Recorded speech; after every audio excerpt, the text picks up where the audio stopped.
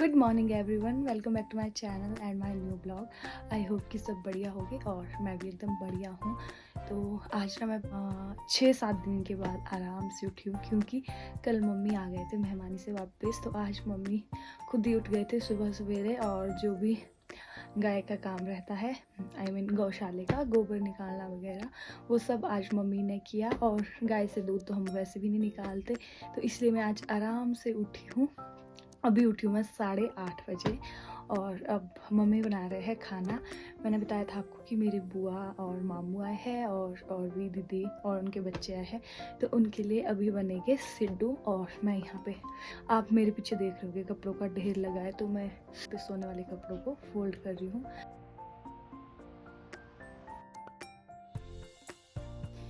ये थोड़े बहुत जो कपड़े हैं, जब गेस्ट वगैरह आते हैं तो उनके लिए डालते हैं हम ये कपड़े, तो इसलिए इन कपड़ों को ना मैं यहीं पे रखती हूँ इस खिड़की में। जब भी कोई गेस्ट आते हैं, मतलब थोड़े बहुत 5-6, तो उनके लिए कपड़े यहीं से निकाल देते हैं। बाकी जो सोने के कपड़े हैं वो मैं बैग में रख देती हूँ। इसके बाद करूँगी झाड़ू वगैरह का काम, और आज लंच तो मम्मी खुद ही बनाएगी।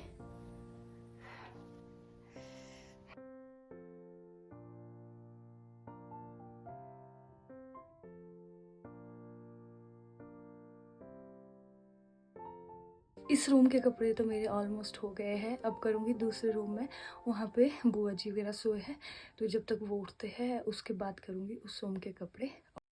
सिड्डू बनाने की तैयारी हो चुकी है शुरू। यहाँ पे मम्मी काट रहे हैं गुड़ स्टफिंग के लिए, क्योंकि आज हम बनाएंगे मीठे सिड्डू, और गुड़ के साथ हम करेंगे मिक्स भांग। और यहाँ पर आटा भी तैयार हो चुका है, स्टफिंग अलग से साइड में रखती है, और आटा भी हमारा तैयार हो चुका है। तो अब शुरू करते हैं कुछ ही देर में सिड्डू का कार्यक्रम। तो मैंने सिड्डू बनाना शुरू कर दिया है। ये देखिए, मैं स्टफिंग को पूरी रोटी में मिक्स करूँगी। पहले पूरी आरी रोटी बनाएंगे और उसमें पूरे में स्टफिंग डालेंगे, ताकि जब सिड्डू को हम ऊपर से इकट्ठा करते हैं तो जो स्टफिंग है वो पूरे सिड्डू में जाए। और साथ में थे मेरे बुआ, जो कि मेरे को देख रहे थे, और अगर मैं कुछ गलत कर रही थी वो चीज़ भी सिखा रहे थे। क्योंकि मैंने सिड्डू ना बनाया तो है, ऐसा तो नहीं है कि बनाए नहीं है, लेकिन कई बार होता है ना कि अच्छे से नहीं बनते, तो मेरे को अच्छे से सिखा रहे हैं सिड्डू बनाना, जहाँ पे मेरी गलती होती है। तो मेरे ऑलमोस्ट सारे सिड्डू बन चुके हैं। ये लास्ट वाला सिड्डू लगा जी स्वाद।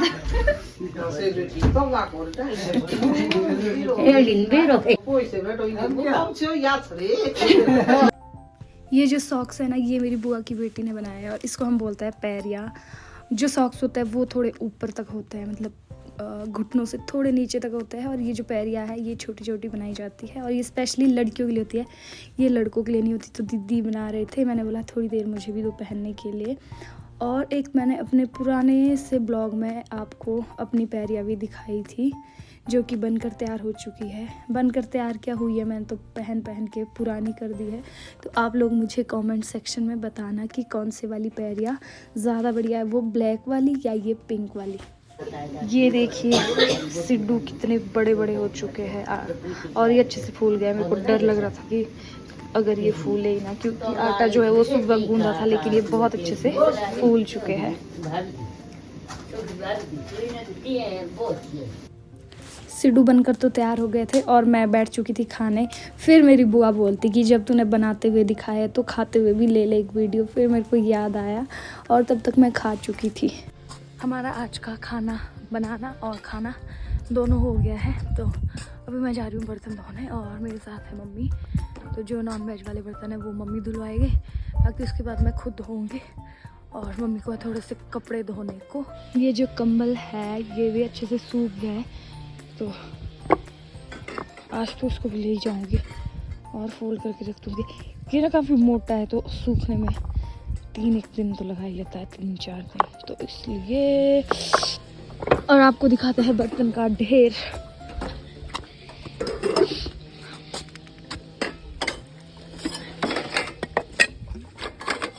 इतने सारे बर्तन है धोने को, और कल तो इससे भी ज़्यादा थे। तो अभी हम धोते हैं बर्तन। और मेरा सारा छोटा मोटा काम हो गया है, और मैंने ना आज सुबह से मुंह भी नहीं धोया है, क्योंकि मैंने सोचा था जब झाड़ू वगैरह हो जाएगा सब कुछ तभी धोऊंगी। तो अभी मेरा झाड़ू वगैरह हो गया है। अब मैं सोच रही हूँ थोड़ी देर बैठ के रेस्ट करती हूँ। और मैं खा रही थी साथ में मूड़ा, जो कि बहुत टेस्टी होता है। और ये जो मूड़ा है ना, ये तो 2 प्रकार का है जो कि मिक्स किया है, लेकिन एक जो घर का बनाया हुआ मूड़ा होता है वो बहुत टेस्टी होता है। तो मैं आपको, अगर आप लोग कमेंट्स करोगे मेरे इस ब्लॉग पे, तो मैं आपको रेसिपी भी बता दूंगी ज़रूर। और ये जो मूड़ा है ना, घर वाला मूड़ा, ये चावल से बनता है, और ये मूड़ा बनाना बहुत इजी होता है। और ये मूड़ा बनाना जितना इजी होता है, ये उतना ही ज़्यादा टेस्टी होता है। तो मैं अभी बैठ के मूड़ा खा रही थी, मैंने सोचा आप लोगों के साथ भी शेयर करती हूँ। और मैं बात कर रही थी, जो ये है वाइट वाला मूड़ा, ये तो शॉप से खरीद के लाया है, मतलब दुकानों में मिलता है ये। लेकिन जो ये वाला है ना, बीच में थोड़ा सा ब्राउन सा, ये वाला मूड़ा है घर का बना हुआ होममेड मूड़ा। मोटू उठ गया है। टिशू, यहाँ पे बैठो जरा, यहाँ पे बैठो, शाबाश। ये लगाएगा हम इस पैर में।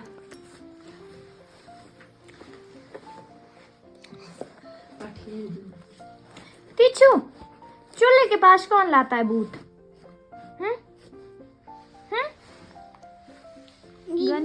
दीदी या मासी? गंदा बच्चा, छोटा बच्चा जान के हमको ना छेड़ना रे। दूध कब पिएगी? दूध? हाँ, तो दूध एक ही बार जाती है, इसको दूध फ्रिज में रखा है दूध। तो मैं भी नहीं जा रही हूँ यार, मैंने बस घास को जाना है, उसके बाद तो मैं नीचे ही आऊंगी आपके साथ।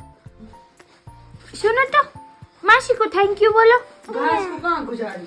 ये भी तो मासी के पैर हैंड तो गंदे हो गए, इस खुद करो।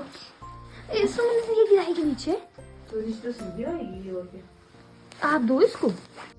दिखा बेटी, मम्मा आइज कहाँ है आपकी? आइज, नोज, लिप्स कौन से आपका? लिप्स और टिच कहाँ है आप? दिखाओ। नहीं। नोजी दिखाओ फिर। नहीं। नोजी नहीं। कहाँ है आपकी नोजी बेटू? टोट कहाँ है? टोट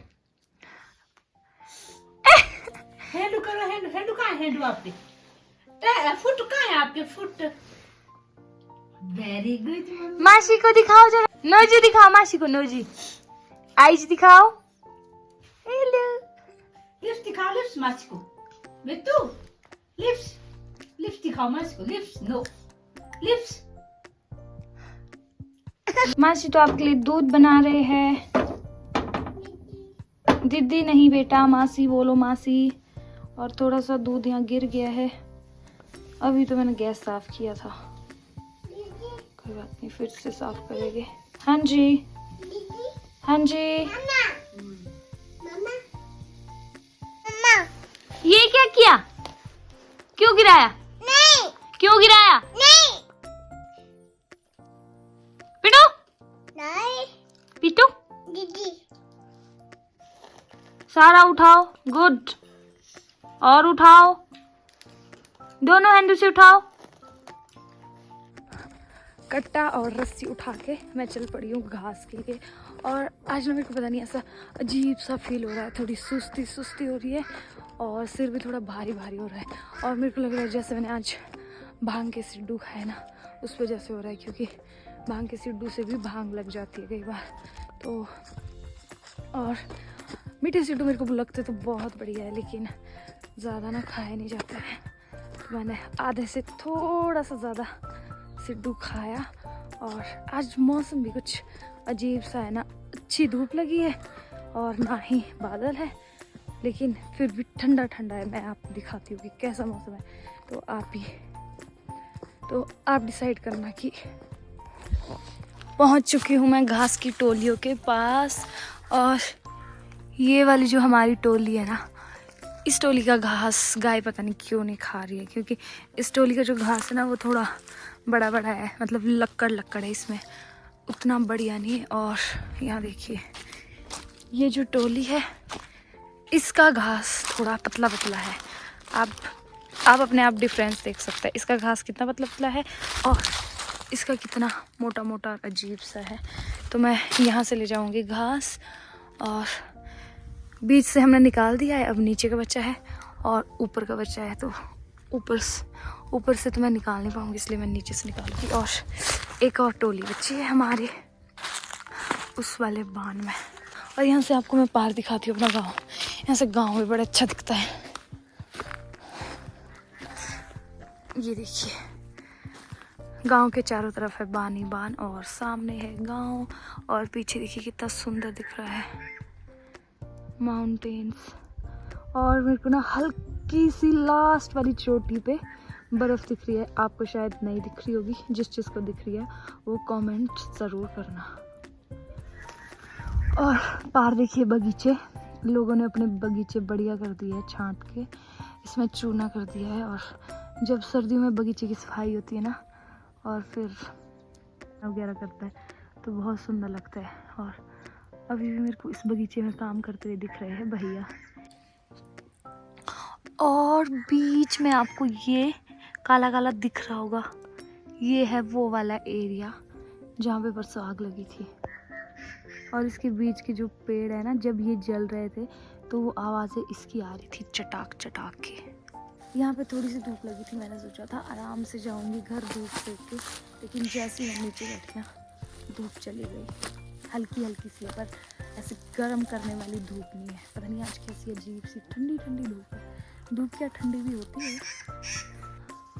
अभी ना मैं अपने ध्यान में बैठी थी, और यहाँ पे मेरे पीछे से एक मुर्गा जा रहा था, और मैं अचानक से डर गई। तो हमारे यहाँ पे ना घर के जहाँ पे मैं आई हूँ, यहाँ पे जंगल है छोटा सा, और इसमें बहुत सारे मुर्गे होते हैं। तो इसलिए हम लोग क्या, मैं तो नहीं खाती, लेकिन गांव के जो लोग हैं बहुत मीट खाते हैं। वो इसलिए क्योंकि मुर्गे हमारे यहाँ पे नज़दीक में होते हैं, और जो खड्डू बकरे होते हैं वो हमारे सबके अपने अपने घरों में होते हैं। हमारे घर पे तो नहीं होते, लेकिन मैक्सिमम लोगों के अपने घर पे खड्डू बकरे होते हैं। तो लोगों का जब मन करता है काट लेते हैं और उनको खा लेते हैं। और हमारे जो मतलब गांव के पहाड़ी लोग हैं, वो मीट के बहुत शौकीन होते हैं। उसका रीज़न मैं आपको बताऊं, एक तो शायद मीट खाने में टेस्टी होती होगी, क्योंकि मैंने सबसे तो यही सुना है कि बहुत टेस्टी होती है। दूसरा रीज़न ये भी है कि सर्दियों में जो है पहाड़ों में काफ़ी ज़्यादा ठंड हो जाती है, तो मीट गर्म होता है, इसलिए पहाड़ी लोग मीट को खाते हैं। मैं एक बात बताना तो भूल गई कि पहले ना जब मेरे दादाजी ज़िंदा होते थे, तो हमारे बहुत सारे बकरे और खड्डू होते थे अपने, और दादाजी उनको दूर दूर जंगलों में रहते थे। और दादाजी ना कई दिनों तक जंगल में ही रहते थे भेड़ बकरियों के साथ। मैं बोला था ना, मेरे को ऐसा थोड़ा लो सा फील हो रहा था, तो मैं बैठ गई, और बैठे बैठे मैंने अपना एक काम भी निपटा दिया कि मैंने अपना ब्लॉग एडिट तो थोड़ा बहुत कर दिया था, थोड़ा सा अभी किया, और उसके बाद मैंने सीधा अपलोड कर दिया, और मेरा ब्लॉग अपलोड हो चुका है। तो अब मैं सोच रही हूँ अब घर की ओर निकलती हूँ अपना घास का बोझा लगा के। नहीं मेरा सही में अभी जैसे मैं पहले आई ना यहाँ से, यहाँ नीचे घुस गई थी, कहाँ तोड़ दी थी।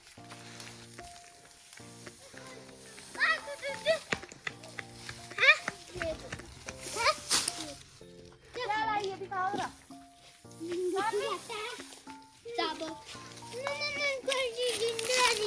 शानू क्या चीज लाई दिखा दो। सच में ये तो जिया भी है इसके साथ। दुकान बंद थी, कहाँ लाया तूने खाने के लिए? मेरे को भी खाना। मेरा जो बोझा है ना, ये बिल्कुल भी सीधा नहीं लगा है, लेकिन मैं सोच रही हूँ 4 कदम है तो जाना है, ऐसे तो चल पड़ेगा, नहीं चलेगा तो खींच के ले जाऊंगी, क्योंकि मेरे को खोलने का आलस लगा है। और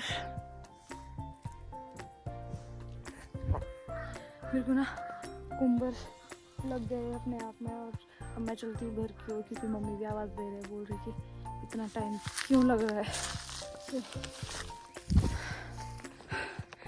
लास्ट में ना मेरे को अपना बोझा खोलना ही पड़ा, क्योंकि जैसे ही मैंने ऊपर उठाया वो सारा गिर गया।